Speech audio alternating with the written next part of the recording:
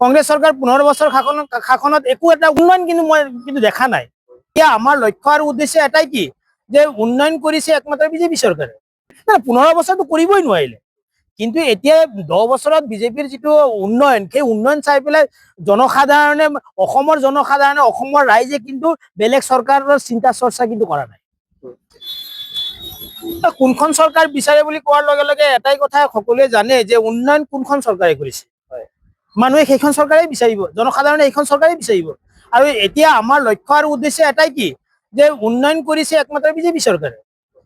কংগ্ৰেছ চৰকাৰ 15 বছৰ শাসনত একো এটা উন্নয়ন বা মানুহৰ কোনো ধৰণৰ উন্নয়ন কিন্তু দেখা নাই।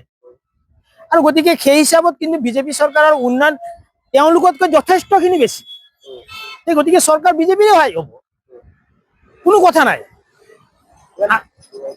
15 বছৰটো কৰিবই নোৱাৰিলে, কিন্তু এতিয়া 10 বছৰত বিজেপিৰ যিটো উন্নয়ন, সেই উন্নয়ন চাই পেলাই জনসাধাৰণে, অসমৰ জনসাধাৰণে, অসমৰ ৰাইজে কিন্তু বেলেগ চৰকাৰৰ চিন্তা চৰ্চা কিন্তু কৰা নাই।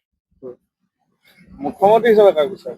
মুখ্যমন্ত্ৰী হিচাপেতো ক'বলৈ গ'লেতো মই শিক্ষিত হিচাপে এটা কথাই ক'ম যে মাননীয় বৰ্তমানৰ যিজন মুখ্যমন্ত্ৰী হিমন্ত বিশ্ব শৰ্মা দেৱ, তেখেতৰ নিচিনা দক্ষ মুখ্যমন্ত্ৰী মই ভাবো দ্বিতীয়জন আৰু নাই।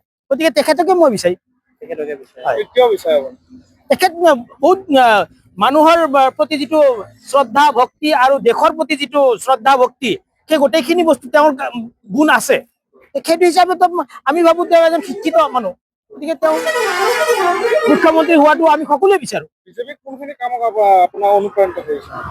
সকলোখিনি কাম বিজেপিৰে এটা চাওক, যিখিনি মানুহৰ অভাৱ অভিযোগ খুব সহজতে নিৰ্মূল কৰিব পাৰিছে মানুহৰ সৰ্বসাধাৰণৰ।